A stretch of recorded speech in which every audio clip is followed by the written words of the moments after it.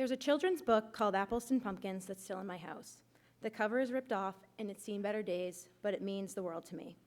My dad would read it to me every night growing up, and he'd stay with me until I fell asleep, only then going off to work. Every time I look at the book, I think of my dad. Growing up, my mom worked long hours at night, so a lot of my nighttime as a kid was spent with my dad. I grew up watching movies at his work or driving around in the backseat listening to country music. We watched football on TV. He taught me how to swim and kick a soccer ball. My dad is a police officer. He has been for 28 years. This is something I respect greatly about my father. It wasn't until well into elementary school that I understood how dangerous his job could be. I always just remembered him taking my fingerprint for fun or giving me and my friends sticker police badges.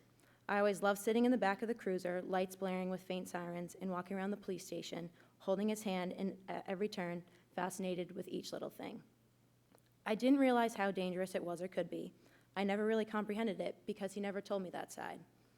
He has told me many stories about being a police officer, having to chase people down on foot or by car, going into dark buildings at night for suspected break-ins, going into houses that are on fire, driving an ambulance for many years, directing morning traffic, and going to court.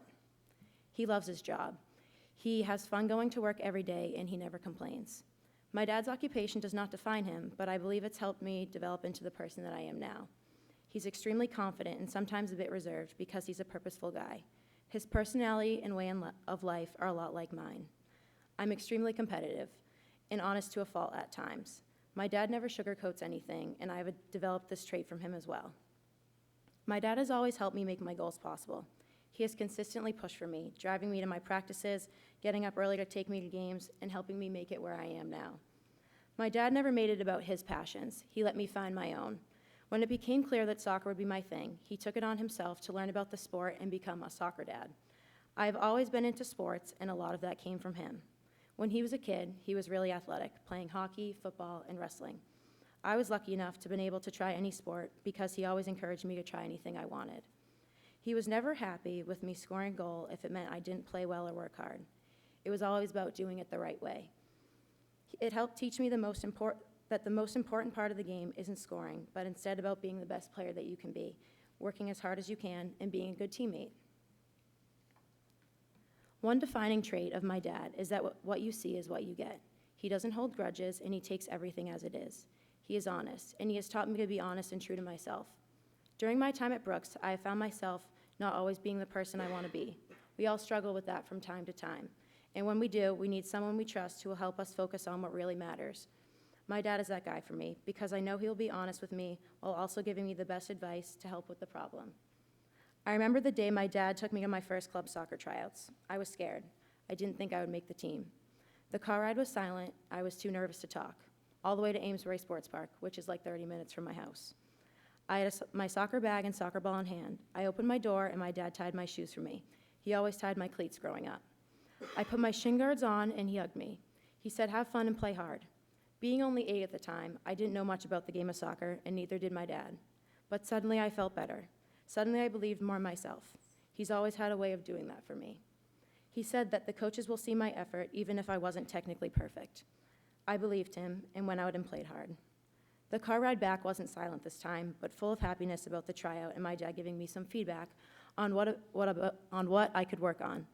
I think back on these times and remember the harder car rides of games I didn't play to his expectations or the games I was frustrated with myself.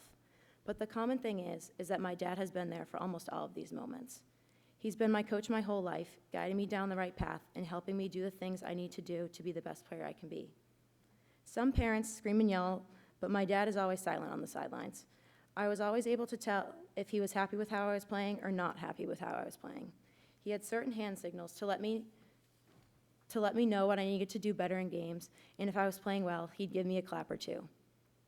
On my dad's first few months on the job, he was called for an alarm call at CVS, and he was the first man on the scene, and he was alone.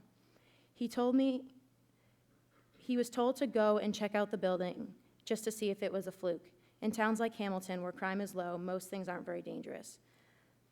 But the power was out, and he was alone. You never know what to expect in these situations. He tells me to this day that it was one of the scariest things that ever has happened to him. But after he says this, he also mentions that it's part of the job, and you never know what's going to happen.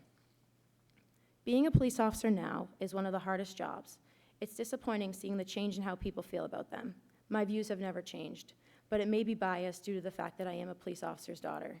I love growing up knowing my dad was protecting people every day. It inspires me to be a good person and help others. A lot of the good deeds done by cops go unnoticed because of all the negative media and how it portrays police. And although there are corrupt cops in the United States, it doesn't compare to the number of cops who love their job and are good people who work hard to provide justice for everyone. All my life, I have never been in a situation where I've dealt with a bad police officer, but I can't speak for everyone. I will always be grateful for police officers and be even more grateful for my dad and how he's helped many people in his career. Last year was an extremely hard year for me dealing with my injury. I tore my ACL the summer before junior year. Soccer has been the biggest part of my life for the past 10 years or so. In ACL injuries, the recovery process is very long. I remember being on the field moments after I'd felt a weird movement in my knee. The first person to greet me was my mom. She was running over. I sat up and could see my dad walking slowly towards me. There had never been a time in my life where I'd gotten hurt in a game. My mom was very worried while my dad was calm. I was carted off in a golf cart and told by many doctors over the following weeks that it was most likely a torn meniscus. Well, that wasn't the case. I had to get ACL surgery, and for most of the first semester was a great deal of stress and a lot of emotions. One of the main reasons I was overcome the struggles I was having was by the help of my parents. My dad and I had our ups and downs during this time. I know I wasn't always in the best of moods, but it helped show me the true meaning of hard work when conditions aren't ideal, and I knew I couldn't give up on myself during this tough time, even though a handful of times I thought about it. He didn't allow me to get lazy on myself. He continued to remind me every day to remember that each week will get better and I need to be persistent with my exercises. The truth is that I'm incredibly lucky to have the parents I have. I could have given a second speech equally as long about how incredible my mother is. She's always taken care of me, sacrificed for me, and during my toughest times like last year, always finds a way to lift me back up. She's strong, caring, intelligent, compassionate, and kind, and I someday hope to be half the mother that she has been for me. But tonight I wanted to put the spotlight on my dad, someone who never likes attention. My dad is my coach, my biggest supporter, and most of all my hero. He is not only this for me, but also for my mom and my two younger sisters. Him being a police officer, in my opinion, is one of the most selfless things a person can do, putting your life on the line every day. He never lets us lose sight of what we want for ourselves, both now, here in the present, and in the future. I have learned over 18 years that I've known him, there is not one person out there who is more honest and hardworking than Matty D, as I like to call him.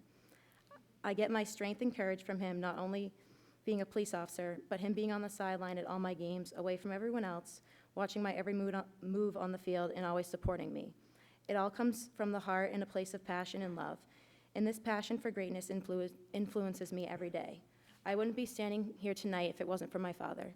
Thank you, Dad, for not only being my hero, but also to the people you protect every day. Thank you.